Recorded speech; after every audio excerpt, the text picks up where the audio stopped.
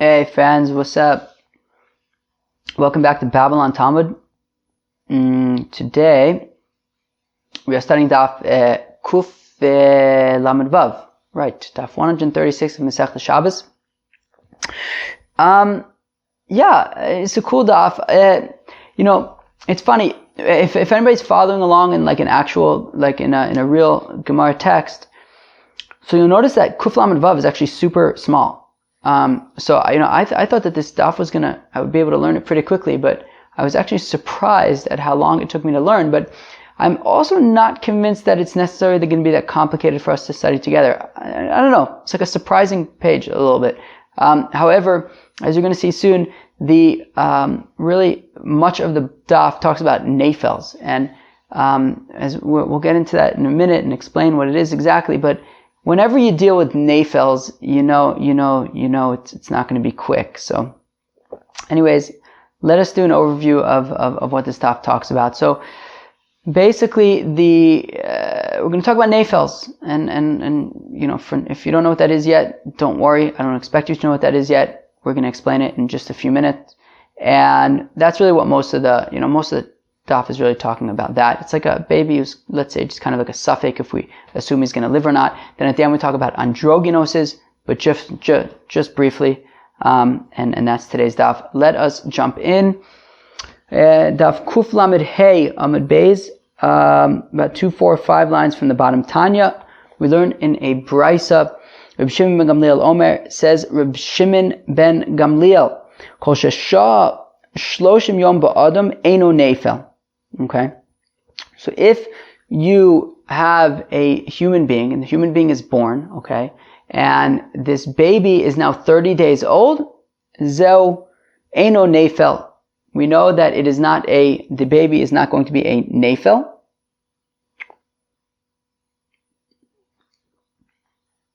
Shenamaz, the pasuk says, in the context of Pidyon Haben, ufdu yomi ben chodesh tifdeh, that you do Pidyon Haben, you redeem a firstborn after 30 days, because after 30 days, you can know for sure, you can assume that the baby is viable. So here's the thing, it's come up a little bit recently, I believe, which is that, so in halacha we assume that a baby that is born, certainly 9 months after it was conceived, so it has all of the organs and limbs and everything that it needs in order to survive.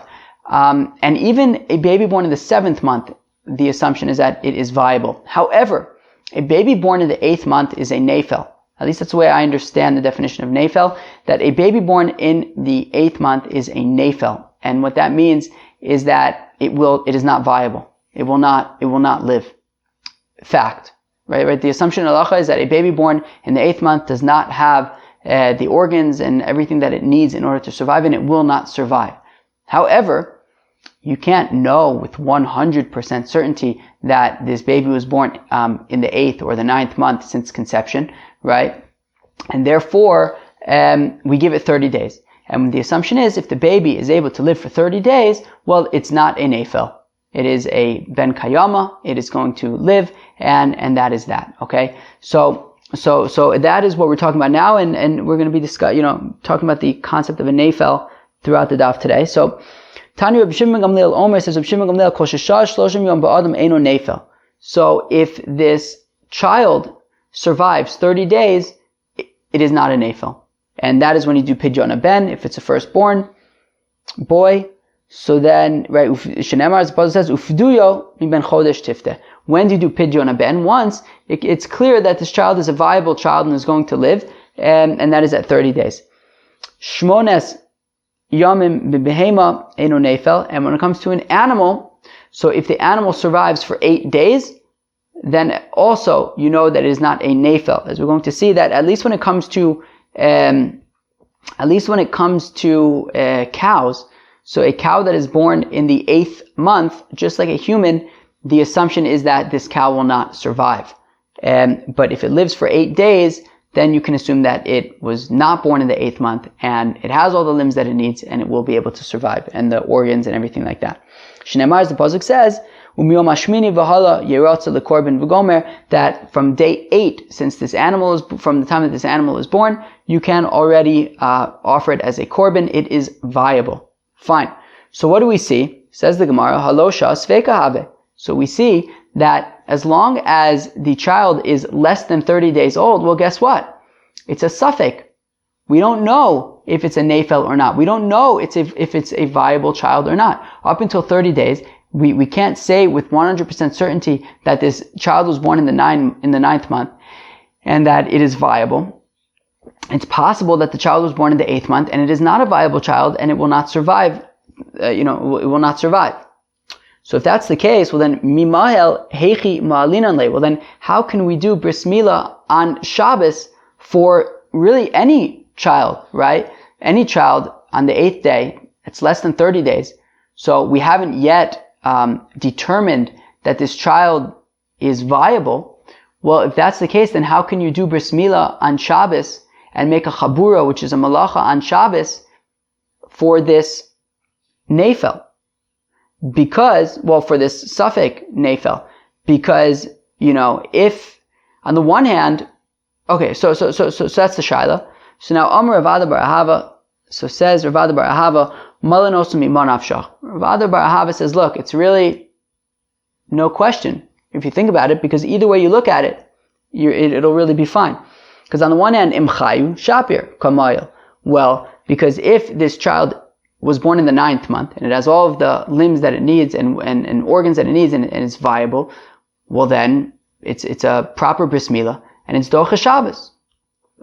Ve'im lav, mechatech b'basar chai, mechatech b'basarhu. And if the child was born in the 8th month, so it's not a viable child.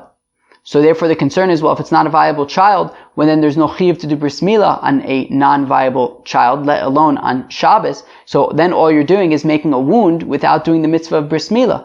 Well, if that's the case, well then shouldn't that be a problem? So it says Ravada Bar Ahava, it's not a problem, because if the child is considered non-viable, and as we said yesterday, right, that ben shmona areu ke'even, right, that a child born in the 8th month is considered like a stone even.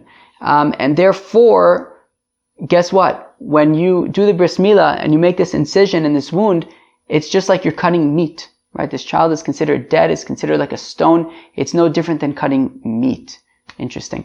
So says Ravada Bar Ahava, even though this child is less than 30 days, and we haven't determined that he's viable, that he will live.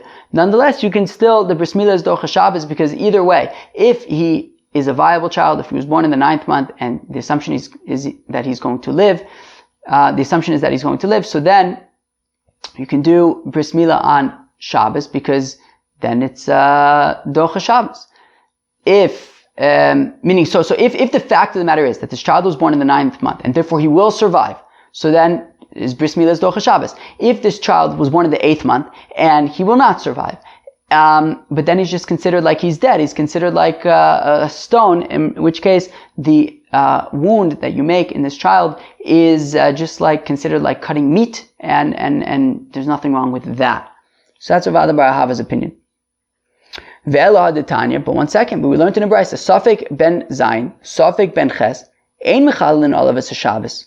One second, we had learned in a Brisa, I think it was yesterday, that if you have a child who we're not sure if he was born in the 7th month, in which case he's considered viable, but maybe he was born in the 8th month, in which case he's not viable, well, Ein Mechalin all of us a Shabbos. So we are not Mechal Shabbos, we're not Docha Shabbos in order to do a bris milah. But why not? Amai. Why shouldn't we be docha Shabbos? Nimar le mimanavshach. We can circumcise him mimanavshach. Either way you look at it. Im chayu shapir kamayel. Because if he was born in the 7th month and he's considered viable, so then, okay, you're doing bris milah for a viable child and it's docha Shabbos. V'im lav mechadik bebasaru. And if the child was born in the 8th month, well, then it's considered like a stone, it's considered like a mace, and it's just like you are cutting meat, and you're not violating any malacha on Shabbos. So, Omar Mar Bre Deravina, says Mar Bre Deravina, Honor Vrav Nechumi Bar Zachariah Targimna. So it says Ma'aber Ravina, that he and Rav Nechumi bar Zechariah, they explained that Mimayel Achinami Ma'alinon Lei. So they said, you know what? The fact of the matter is, this child who is a suffix, this child that we're not sure if he was born in the 7th month or the 8th month, you actually can do bris milah on Shabbos for the same reason that Rav Ada bar Ahava explains, that if he's alive, so then it's docha Shabbos. If he's considered chai, it's docha Shabbos. If he's considered meis, well then it's just mechatech b'basar. So then what about the fact that we said that we don't do bris milah for this suffix child? Lo nitzrucha el machshirei milah. No, when we say that we don't do bris milah, it doesn't mean that we don't actually do the bris milah, we do. It means that the meta things that Rabbi Eliezer said are docha Shabbos, such as chopping down trees to make charcoal, to make a fire, to make the knife, to do the milah, so all that meta stuff you would not do for this suffix child, but the milah itself you can do. Okay, fine. Amar Abaye Kitanoi. Okay, so Abaye wants to argue that this concept of how do we relate to a Nayfel, right? That Rav Ada bar Ahava says, look, the fact of the matter is, if we know for sure that this child is a Nayfel, that he was born in the 8th month, well, a child born in the 8th month is considered like he's dead. It's just considered like meat, right? But Abaye wants to say that that's actually machlokas tanaim about, do you consider a Nayfel as alive or dead? Meaning everyone, the fact of the matter is, the Gemara is assuming that the fact of the matter is that a child born in the 8th month is not going to survive. That's a fact. But what's also a fact is at the present moment, he's breathing. So do we consider, the fact that he's breathing, therefore that at least for now he's alive? Or do we consider it as really makes no difference, he's considered dead? So, Amar Abaye Kitanoi, V'chiyamus min abehema asher lachim le'ochla. So it says in the context of nevela, that if you have an animal, whether it's a kosher animal, whether it's a non-kosher animal, and this animal died not by shchita, so v'chiyamus min abehema, if an animal dies, asher lachim le'ochla, that you can eat. And Rashi points out that there's all sorts of drashas that we learn out from that pasuk, but the pasuk that we learn out, the drasha that we learn out from the word le'ochla is lehavi ben shmona she'en shchitasu mitaraso, that if you have a cow that was born in the 8th month, and therefore just like a human, it is not viable. And what the Tanna Kama is saying is that if you have this cow that was born in the 8th month, she'en shchitasu mitaraso, that by eating it, by shechting it, you will not be able to eat it. Because it was born in the 8th month, it's not considered viable, and because it's not considered viable, you are not allowed to eat it, and therefore, shechting it is not going to help. Rabbi Yossi, Rabbi Yehuda, Rabbi Lazar, Rabbi Shimon, Omrim, Shchitasu Mitairaso, whereas Rabbi Yossi, Rabbi Yehuda, and Rabbi Lazar, Rabbi Shimon say, actually, no, the fact of the matter is, if you shecht it, you can eat it. So my lab, let's say that this is the machlokas, the marsavar chayu, marsavar meisu. Let's say that according to Rabbi Yossi, Rabbi Yehuda, and Rabbi Lazar, Rabbi Shimon, even though, yes, we know that this animal is going to die because it was born only after 8 months. However, the fact of the matter is, right now it's breathing, right now it's alive, and if you shecht it, you can eat it. Whereas the Tanna Kama says, no, the fact that it is not going to survive means that it is considered dead, and shechting it is not going to enable you to eat it. And therefore, the way that it would apply to bris milah as well is that the Tanna Kama, who says that shechting this animal is not going to help because it's already considered dead, is gonna be, in line, is gonna be just like what Rav Ada bar Ahava was saying, which is that this child who was born in the 8th month and is not viable, well, therefore he's considered just like meat, and doing the bris milah is just like cutting into meat, and you're not violating any malachas on Shabbos. But it sounds like if you would take the route of Rabbi Lazar, Rabbi Shimon, and Rabbi Yossi, Rabbi Yehuda, then even though, sure, this child is not viable, and the assumption is that it will die, nonetheless, as long as it's alive, it's alive. And but because it's going to die, there's no chiyuv of bris milah because it's a nefel, and therefore it's alive, but it's not viable. So there's no chiyuv of bris milah, but by making an incision on Shabbos, you're making a chabura, and that would not be allowed on Shabbos. So according to Abaye, he wants to argue that the way that we relate to a nefel is, right, whether we relate to it as currently being alive or currently being dead, is machlokas tanaim. The So the Tanna Kama will say that we consider it as though this child is not alive, whereas Rabbi Yosef Bar Yehuda and Rabbi Elazar Bar Shimon would treat it as though the child is alive for the time being, and you wouldn't be able to do bris milah because you'd be making a chabura in a child who's alive, even though there's no mitzvah to do milah because it's not a viable child. Just an interesting thing, right? Rabbi Yosef Bar Yehuda is Rabbi Yehuda Bar Elai's son, and Rabbi Elazar Bar Shimon, I believe, is Rabbi Shimon ben Yochai's son. So it's like the next generation. Rabbi Yehuda Bar Elai and Rabbi Shimon ben Yochai were both students of Rabbi Akiva, and now it seems like their children are now hanging out with each other, Rabbi Yossi, Rabbi Yehuda, and Rabbi Elazar, Rabbi Shimon. And it's also interesting that Rabbi Yehuda's son is Rabbi Yossi, who is like another student of Rabbi Akiva, and Rabbi Shimon's son is Rabbi Elazar, who was also a student of Rabbi Akiva. So they're all like hanging out, fathers, children, they're all naming after each other. Seems very beautiful. So friends, who do you think is there to argue on Abaye? Omar Rava, says Rava, Ihachi, Rava asks a kasha on Abaye. He says, Abaye, this is not about eating, right? Meaning Abaye was explaining that according to the Tanna Kama, we consider this animal born in the 8th month to be dead since it's not viable, and even if you shecht it, you still can't eat it. Whereas Rabbi Yossi, Rabbi Yehuda, and Rabbi Elazar, Rabbi Shimon, so they say that no, if you shecht it, you can eat it. Rava says this is not about eating. It doesn't say anything about eating anywhere in that brisa. It talks about tahor and tameh.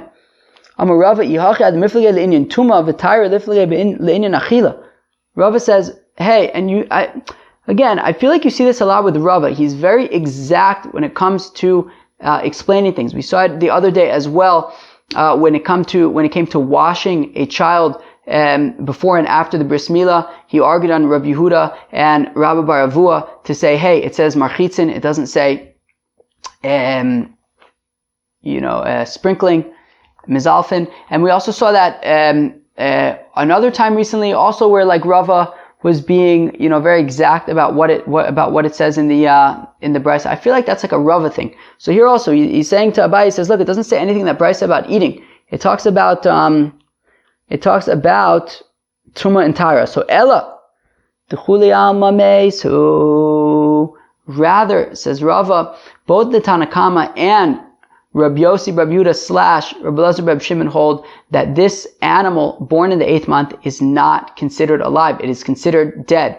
And then, of course, as will apply to bris milah, a child born in the 8th month is not considered alive. And therefore, if you do bris milah for this child, it's just considered like you're cutting meat and you're not violating Shabbos. So now, everyone agrees that this animal born in the 8th month, this cow born in the 8th month, is considered dead. And it's literally a kasha of, is there tumas nevela or is there not tumas nevela if you then shecht it? Now, Rabbi Yossi, Rabbi Yehuda, Rabbi Elazar, Rabbi Shimon, so now Rabbi Yossi, Rabbi Yehuda, and Rabbi Elazar, Rabbi Shimon who say that by shechting this animal, because after all, even though it's not viable, it is nonetheless breathing, so by shechting this animal, they say that it makes it tahor. Savre kitrefa. They say that we treat this Nayfel animal, I don't know if Nayfel is appropriate for animals, but we treat this non-viable animal just like we treat a treifa. A treifa is an animal that has a disease that is going to die, I believe, within 12 months. And therefore, treifa lav afagav demesahi shchitasa mitayrasa. When it comes to treifa, even though it's going to die, it has a disease that's going to cause it to die within the year. Nonetheless, what happens with a treifa? You can't eat it, of course, but if you shecht it, it is not going to be tameh. It's not going to transfer tumah. So by shecht, so even though you wouldn't be able to eat it, but nonetheless, shechting it prevents it from becoming tameh, right? So in general, nevela, just a dead animal, would be tameh. Now here you have this animal that's a treifa and you can't eat it, yet nonetheless, if you shecht it, it will not be tameh. So hachanami. Lo shna. So here also, Rabbi Yossi, Rabbi Yehuda, and Rabbi Elazar, Rabbi Shimon want to argue that by this animal that is born in the 8th month and has no chance of survival, just like a treifa, if you shecht this animal born in the 8th month, it will not be tameh, it'll be tahor, just like a treifa is tahor. Rabbanan lodami l'treifa. Whereas the Rabbanan say you cannot treat this animal born in the 8th month like a treifa. Treifa haisula shasa kosher, hailo haisula shasa kosher. There's a nafkamina. A treifa is an animal that was born healthy, and at some point it developed a disease, and for that reason it will not be able to live. And the halacha is if you shecht it, then it will not be tameh. This is different. This animal was born in the 8th month. It was never going to live, and therefore shechting it will not make it tahor according to the Tana Kama. But if you argue against the Tana Kama and say, yeah, but what about the concept of treifa mi beten? You can have a baby that's born with a disease that will prevent it from living a year, and therefore it's a treifa even from the time that it's born, and yet still, if you shecht it, then it will not be tameh. So why don't we say the same thing by this animal born in the 8th month, that if you shecht it, it will not be tameh, like Rabbi Yosef, Rabbi Yehuda, and Rabbi Elazar, Rabbi Shimon. So the Tana Kama will answer and say it's still different, because a treifa, sure, you can have a situation where an animal is born a treifa, and still, yes, if you shecht it, then it will not be tameh. That is true. It will be tahor. But that's just one kind of a treifa. That's not the definition of treifa. Treifa just means that it has a disease that means that it cannot survive for a year. But that, in many cases, it's developed after the fact. So the fact of the matter is that, there are some treifas that are born with it, but there are also, I guess, most other treifas are not born like that. And since, and since it had a time when it is kosher, so even though you have some treifas that are born with their disease, but since there are others that are not born with disease and have a part of their life where they were kosher, therefore by shechting them, you make them tahor. However, when it comes to an animal born in the 8th month, there is never going to be an animal born in the 8th month that is considered viable, and therefore shechting it will not make it tahor according to the Tana Kama. Fine. They asked the Kashmi, do the rabbis argue on Rabbi Shimon ben Gamliel? What does Rabbi Shimon ben Gamliel say? He said that a child, for the first 30 days, you can, right, it's a suffix if he's alive or not. We do not consider for the first 30 days that this child is going to survive. It's a suffix. Maybe he'll survive, maybe he won't. After 30 days, once he survives 30 days, then the suffix of being a Nayfel goes away, and we can assume that the child is viable. But during that 30 days, it's a suffix. The Gemara wants to know, and for an animal, it's the same thing, but 8 days instead of 30 days. So the Gemara wants to know, does anybody argue on Rabbi Shimon ben Gamliel? Does anybody argue on Rabbi Shimon ben Gamliel and say that, no, actually, from the day that a child is born, it is considered viable? Olo, or maybe nobody argues. And if you say that there is a machlokas, and there are people who argue on Rabbi Shimon ben Gamliel, halacha kamoso and halacha kamoso. So do we paskin like Rabbi Shimon ben Gamliel or not? Okay, so first of all, is there a machlokas? Does anybody argue on Rabbi Shimon ben Gamliel? And even if somebody does, who do we hold like? Okay, now it's interesting that they're asking the kasha, because in general we would say, Yachid Rav Malacha Karabim, right? In general we would go by the majority, so why is the Gemara even asking if we paskin like Rabbi Shimon ben Gamliel? I don't know. An interesting thing is that we seem to actually paskin like Rav Shimon ben Gamliel. So I don't know why. Tashma, come in here. Egel shenolad b'yomtiv shochtin oso b'yomtiv. If you have a calf that was born on Yom Tiv, you can shecht it that day. Friends, what does that sound like to you? It sounds like even the day that this calf is born, it's considered viable, and therefore you can shecht it and eat it. So it sounds like we would say the same thing by a human, that whoever's opinion is this, the same thing would apply to a human, that the day that a human is born, it's considered viable, and that is different than Rav Shimon ben Gamliel, who says that it's a suffix for the first 30 days. So my answer is no. The reason why you can shecht and eat that calf the day it's born on Yom Tiv is because that was a situation where you knew with 100% certainty that this calf was in its mother's tummy for 9 months, and it was certainly viable. But otherwise, if you didn't know that for sure, then you'd have to wait 8 days. And if anybody's wondering about what about Nolad, so Rashi says since before Shabbos it was completely ready to be born, it's not considered nolad. It's considered muchan, prepared from before Yom Tov. Tashma kamanir v'shavin she'im nolad hu umumo imo shezemen amuchan. We have another brisa which says that both Reb Shimon and Reb Yehuda, who argue about muksa, they both agree that if you have an animal born on Yom Tov with a mum, I guess we're talking about an animal, maybe a bechor, right? An animal that would have to be a korban. But if it has a mum, well then you don't bring it as a korban and you can shecht it and eat it. So if it's born on Yom Tov with a mum, it's considered muchan. It's considered prepared from before Yom Tov, and you can shecht it that day and eat it. Hachanami shekalu lo chodash. The Gemara says also over there, it's because you know with 100% certainty that it was full term and had all of the organs and everything that it needs. You know that it's viable. So in that case, since it's viable to live a long life, you can kill it on the first day and eat it. Okay. Tashma, come in here.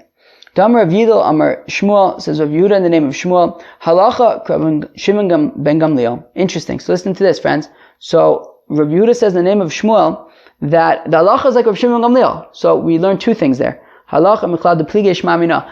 Number one, the fact that we say that, as we've seen a few times with Abai and Rav Yosef, right? That the Gemara says halacha. So the Gemara wants to say, from the fact that Rav Yehuda says in the name of Shmuel that the halacha is like Rav Shimon ben Gamliel, so that implies that it's a machlokas. It's a machlokas between Rav Shimon ben Gamliel and the Chachamim. And B, he's saying that the halacha is like Rav Shimon ben Gamliel, i.e. we paskin like Rav Shimon ben Gamliel. So both of the questions that we asked earlier, does anybody argue on Rav Shimon ben Gamliel? Yes. Do we paskin like Rav Shimon ben Gamliel? Yes. So it sounds like whereas Rav Shimon ben Gamliel says that for the first 30 days of the life of an animal, of a human, and for the first 8 days of the life of an animal, the human and the animal are considered a suffix. We don't know if they're viable or not. The Chachamim would argue and say that we can assume that they are viable. Amar Abaye, said Abaye, Nafal min agag o achlo aryeh divrei chayu. Interesting. Okay. So it says Abaye, if you have a child within the first 30 days that fell off of a roof or got eaten by a lion, okay? Meaning, so it's within the first 30 days, and it looked like the child was going to survive. It's still in this sort of probation period, let's say, right? That we're not sure if it's a Nayfel or not. But guess what happened? The child fell off of a roof and died that way. So it didn't die because it wasn't viable. It died because, it fell off of a roof, or maybe a lion ate it. So in that case, everyone agrees that we can assume that the child was viable. Okay. Why? I don't know. Like, if we're besafek about whether or not this child is viable until he survives 30 days, so how come everyone assumes that he's considered like he's alive? We're going to say that, right, that it's actually machlokas. So, but anyways, Abaye for now is saying that if you have this child who is within the first 30 days during that, suffix period, according to Rav Shimon ben Gamliel, if something crazy happens and then it ends up dying from something unrelated, such as it fell off of a roof or got eaten by a lion, well then everyone is going to agree at that point that chayu, that this child, we consider it as though it was viable, that it was going to survive. Ki plige, where do Reb Shimon ben Gamliel and the Chachamim argue? Shepieg v'ames, if the child yawned and died. Marsav v'chayu, marsav v'mesu, the Chachamim would say that we would nonetheless consider this child to have been viable, right? This child that yawned and then died, the Chachamim say they would consider the child to have been viable. And Reb Shimon ben Gamliel says that we would consider this child who yawned and died to have been not viable, to have been dead. L'may nafkamina. What's the difference? Like what nafkamina? I mean, Nebuch, you had this kid, he died within 30 days, either because he yawned or because he was eaten by a lion or he fell off the roof. Terrible. Tragedy. Now, what's the nafkamina if we now go back and say he was considered viable or not? Liftor min yibum. There's a nafkamina in terms of yibum, right?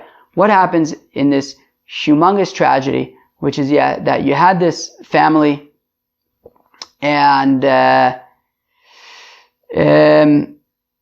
your father, mother, child, and then we're going to see actually a similar case at the end of the page. Let's just say that this is what happens, that the father died, now the mother has to do yibum, right? But she has a child, so she doesn't have to do yibum. but then the child falls off the roof. And it's within 30 days since the child has been born. So within 30 days since the child has been born, her husband died and her child fell off the roof. And now the question is, does she have to marry her brother-in-law? Because if this child is considered viable, well then she had a child, so then she doesn't have to marry the brother-in-law. If the child was considered not viable, well then it's not considered that she had a child, in which case she has to marry the brother-in-law. So the nafka mina about, in this case where this child died from some other means within 30 days, was it considered viable or not, has nafka minas in terms of yibum, if during the same period her husband also died. I mean, I assume that the same would be true if the husband dies after the child dies as well. Kilu, is it as though she ever had a child? But Rashi at the end of the day, at the end of the page, seems to be assuming when this comes up about the child died after the father. I don't think that it necessarily matters that much. Fine, but the nafkamin is for yibum. Nafal min agago achlo ari divrei hakol chayu. So the Gemara asks, 1 second. We just said that if this child fell off the roof or was eaten by a lion, so everyone agrees that the child will be considered alive. Meaning, when it dies from some other cause other than just natural causes during the first 30 days, well then we can just assume that for whatever reason, we can assume that it was going to be a viable child. But Rav Papa and Rav Huna Bre de Rav Yoshua, they were a pair, right? If you remember from the end of Brachas, Rav Papa was the Rosh Yeshiva, and Rav Huna Bre de Rav Yoshua was his deputy, and it had to do with the dreams that they had, right? They played different roles in like a dream, and based on their roles that they played, it indicated that Rav Papa was going to be the Rosh Yeshiva, and Rav Huna Bre de Rav Yoshua was going to be his deputy. So they went and they visited the son of Ravidi bar Avin, V'avalu igla tilsa b'yamama deshiva, and Ravidi bar Avin, as the host, prepared for them a choice calf on its 7th day since it was born. And guess what? V'amrile, Rav Papa and Rav Huna Bre de Rav Yeshua informed Bre de Rav Idi bar Avin, I israchisule ad leorta ava achlinon minei, hashtelo achlinon minei. Very good guests. They said, look, Bre de Rav Idi bar Avin, if you would have waited until the night, we would eat your very expensive food. But since you did not wait till the night, well, what can we do? It's the 7th day. We can't know for sure that this animal was viable, and therefore we can't eat it. So what do we see? We see that when it comes to an animal within the 8 days that died from non-natural causes, it died by the shochet's knife, and Rav Huna Bre de Rav Yeshua and Rav Papa are assuming that it's a suffix. We can't just assume that it's alive. So we do see, right? So it's not like what we said, that if the baby falls off of the roof or is eaten by a lion, then we can just assume that that it would have been viable. If that were the case, then Rav Papa and Rav Huna Bre de Rav Yeshua would have eaten this food, this igla tilsa. So from the fact that they were not going to eat or did not eat the food means that it actually is a machlokas, and that Reb Shimon Gamliel would say that even if the animal or also the human died from other causes, such as the knife of the shochet, it would still be a suffix whether this animal was viable or not, and that's why they did not eat it. So elak shepiek vames divrei hakol mesu. No, rather, if this child is born and he's so sick that he yawns and he dies, well, if that's the case, everyone agrees that he was considered to be a mace. Even the Chacham would assume that he's considered to be a mace. Ki plige, where they argue, is benafel min agag v'achlo ari. It's when a child falls off of the roof or is eaten by a lion, marsavar mesu, marsavar chayu. So, Reb Shimon Gamliel says we have to assume that the child was considered a mace because he was less than 30 days old, whereas the Chacham say that he is considered to be alive. And of course the nafkamina is in terms of yibum. Fine. Right, so Shimon Gamliel says that we consider that the child is dead, and the Chacham say we consider that the child is alive. Fine. Brei de Rav Dimi bar Yosef, the son of Rav Dimi bar Yosef, Isi Leahu Yenuka begotlas and Yomin Shchiv. So the son of Rav Dimi bar Yosef had a child, and within 30 days that child died. Yosef kamisabel ilave, and the son of Rav Dima Bar Yosef was sitting Shiva for this child that died within 30 days. Now, the interesting thing is that according to Reb Shimon ben Gamliel, as long, if it died within 30 days, it was never, there's no reason to assume that it was necessarily a viable child. So if that's the case, Amalei Avua, Savronisa Kabais Lemechal. So Rav Dima Bar Yosef said to his son, he said, should we feed you mourner's food? Keilu, like, what are you doing? Why are you mourning? It was less than 30 days. It was less than 30 days old. According to Rav Shimon ben Gamliel, it's a suffix whether the child was viable or not. So Amalei, so his son said to Rav Dima Bar Yosef, Kimli Bey Shekalulo Chodashav. Yeah, but I know for sure that this child was full term and healthy and viable, and that is why I'm sitting Shiva. Rav Ashi Ikla Levei Rav Kahana. Rav Ashi visited Rav Kahana. Isra Bei Milsa Begotlas and Yomin. And Rav Kahana was sitting Shiva for a child that was born and died within 30 days of its life, of its being born. Chazeh Di Yosef V'kamis Abli Lave. And Rav Ashi saw that Rav Kahana was sitting Shiva was mourning for this child. Amrle lo savale mar lo hada amar of Yehuda amar Shmuel alachuk of Shimon ben Gamliel. So Rav Ashi said to Rav Kahana, but don't you hold like Rav Yehuda amar Shmuel that the halacha is like Rav Shimon ben Gamliel, that we can't assume for sure that the child was viable? So Amrle kimli begavish shekal lo chadashav, to which Rav Kahana replied, yes, but I know for sure that this child was full term and viable. That is why I'm sitting Shiva. Itmar. So it was stated, Meis b'soch shloshim v'amdav niskadsha. Okay, so as I mentioned a few minutes ago that we were going to have a case like this. So the way Rashi explains it, or at least honestly the way Rashi explains it with the amendments of the Gilyon, so you have a once happy family, a husband, a wife, and a baby. Everything was looking great, and then within 1 month, mamish, the biggest tragedy after tragedy, right? The husband dies, now she is a widow, and then this child that was born within the last 30 days dies as well. And dies as well. And now the thing is, does she have to do Yibum or not? Right? What can we treat this child as if it was viable, in which case she wouldn't do Yibum, or as if it's not viable, in which case she didn't have a child and she would have to do Yibum. But now what did she do? But before she even did chalitza or figured out what she does about Yibum, she got remarried already. She got remarried. So now what does she do? So now here's the thing. A Kohen is not allowed to marry a Grusha or a Chalutza. A Kohen is not allowed to marry a divorcee or a woman who even did Chalitza. So now here's the thing. She just married this guy. So Amar Ravina Mishmei de Rava. So Ravina says the name of Rava. Im Eishes Yisraeli Choletzes.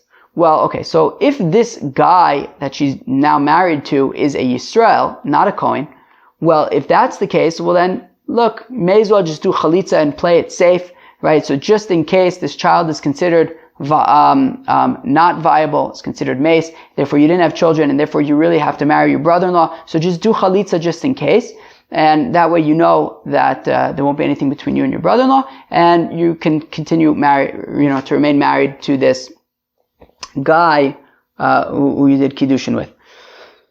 Im eishes koheni eno choletzes. However, if this man that she's now married to is a kohen, and if she now does chalitza from the brother-in-law, well, she can't remain married to him because he's not allowed to be married to a chalutza. Well, if that's the case, then don't do chalitza, and it's fine. You can rely on the chachamim who argue on Rabbi Shimon ben Gamliel and say that, if this child dies, you can assume that, I guess the child died from some other reason, so you can assume that the child,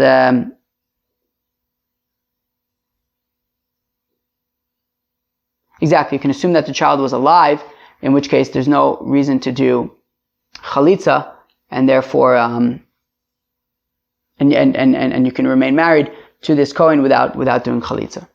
Okay, because a Kohen is allowed to marry an almana. A Kohen is allowed to marry a divorcee. A widow. He's just not allowed to marry a divorcee or a chalutza. Fine.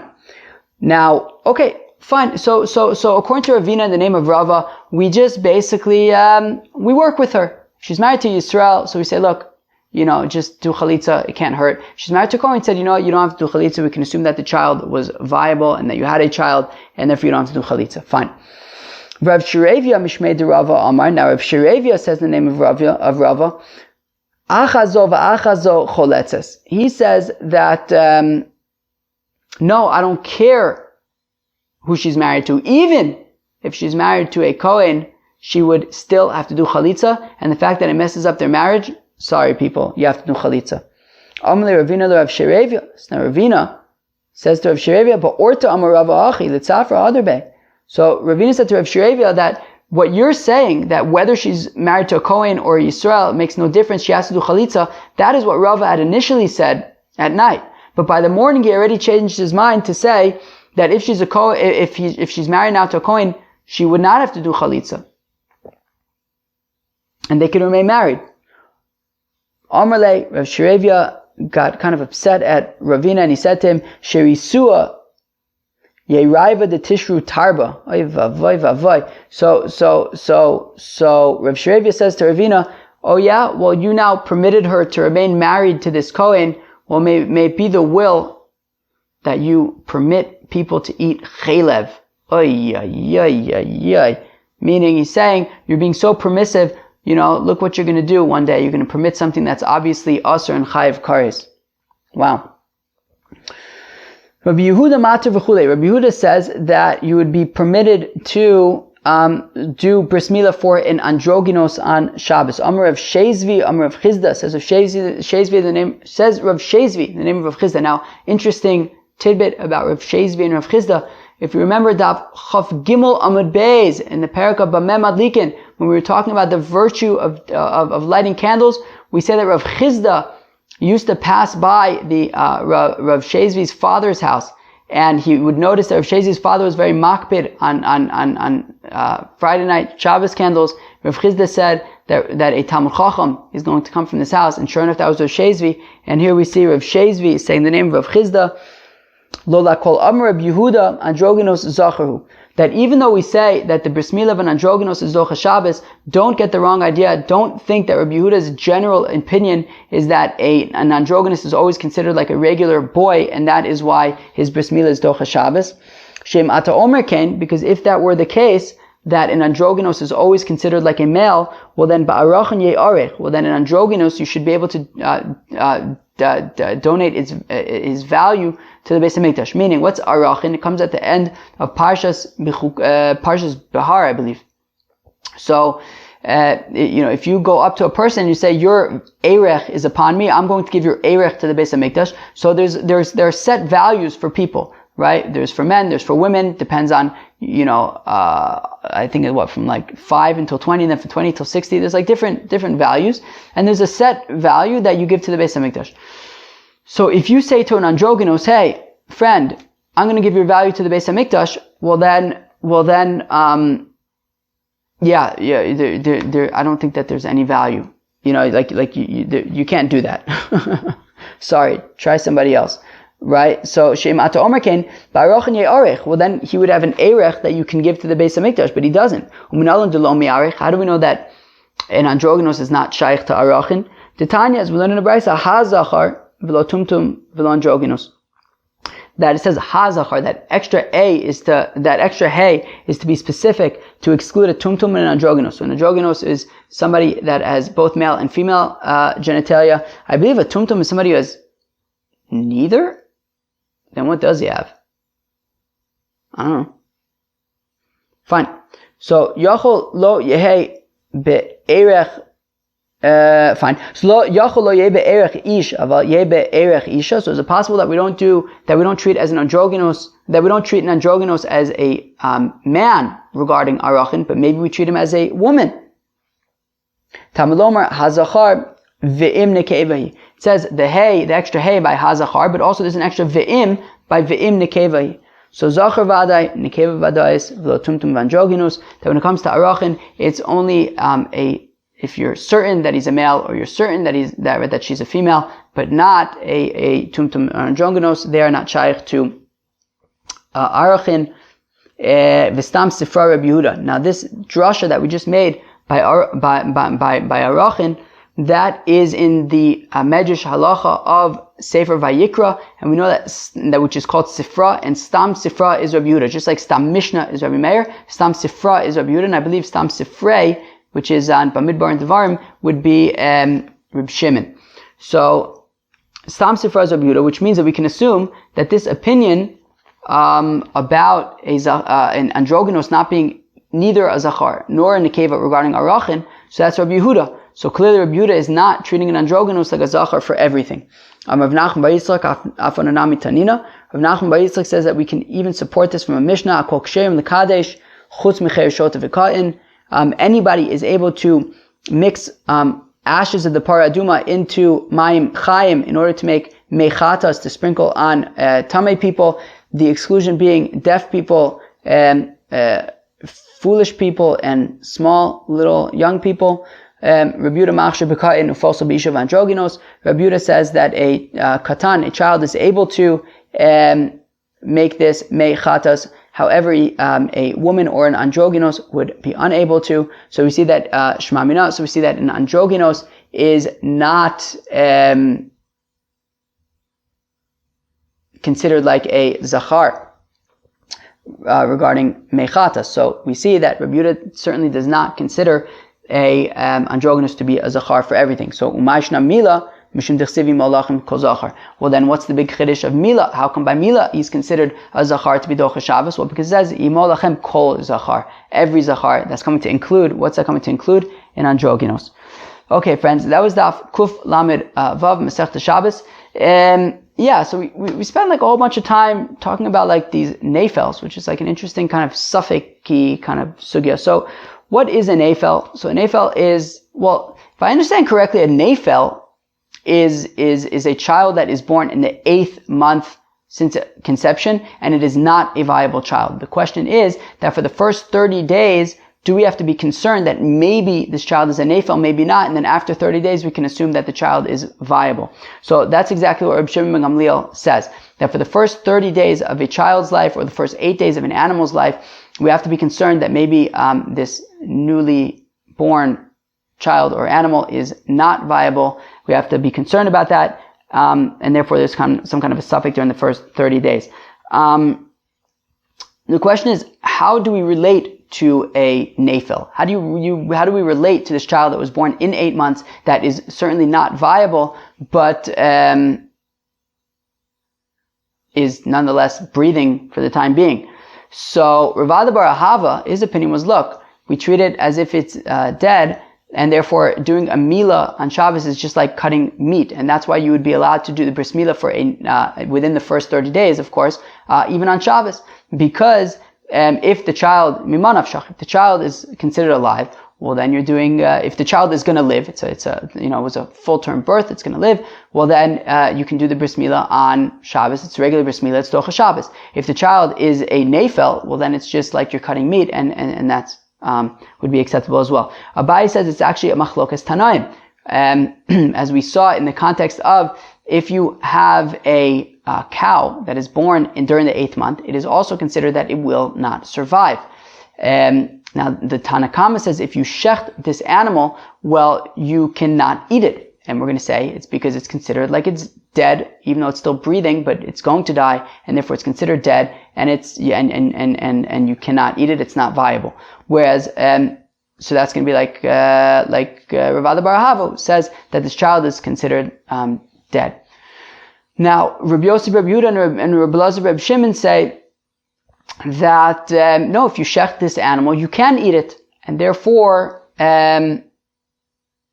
even though it's going to die, as long as it's alive, we can consider it alive. The nafkamina for bris milah would be that, well, then you wouldn't be able to, you have to be concerned that if this child is in fact a Nayfel, well then, as long as it's alive right now, you wouldn't be able to do bris milah because there's no mitzvah of bris milah for a Nayfel, but it's alive right now, so you'd be making a chabura. According to Rava, he says, no. Everyone agrees that this animal born in the 8th month is considered dead. This has nothing to do with eating. This has to simply do with Tuma and Tara regarding a treifa. According to the Tanakama, we do not compare this animal born in the 8th month to a treifa, and therefore, even though if you shech the treifa, it will be tahor. If you shech this animal, it's going to be tameh.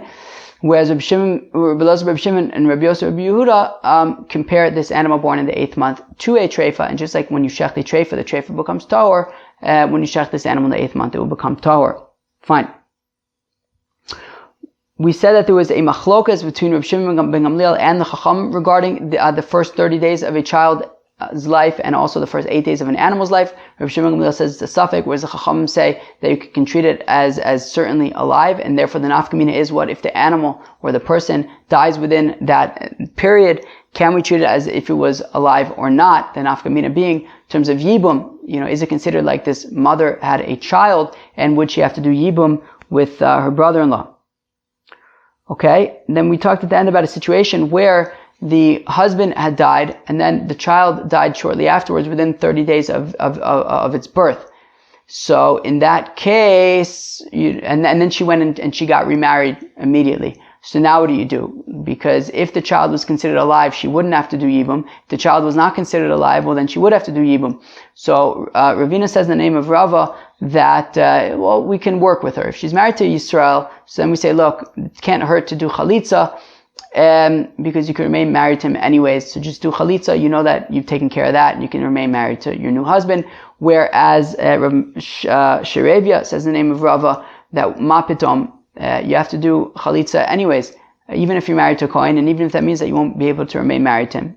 Fine. At the end, we clarified Rabbi Yehuda's opinion. Rabbi Yehuda says that an androgynos, the bris milah of an androgynos could be doche Shabbos. Rabbi Yehuda, so we clarify that even though Rabbi Yehuda says that the bris milah of an androgynos is doche Shabbos, he doesn't consider an androgynos like a male for everything, as we see that by creating the mei chatas and by arochin, we do not treat an androgynos like a male. Friends, that was Daf Kuf Lamed Vav. I hope you enjoyed it. I hope you have a great day. Peace.